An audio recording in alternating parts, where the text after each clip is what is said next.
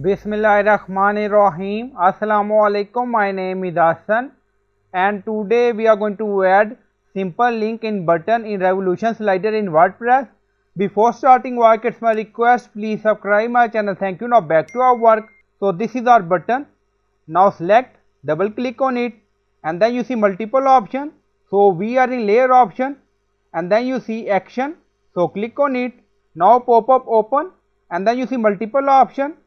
Now select simple link, now click on it.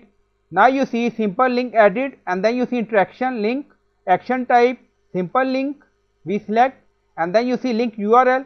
So you can add URL according to requirement and then you see protocol, now select, you see multiple option and then you see target, same window, we select new window, open a new tab and then you see follow type, action delay.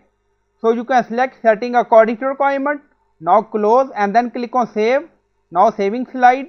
Now slide is saved. So I hope you like this video. Please like, comment, share, subscribe. Thank you for watching.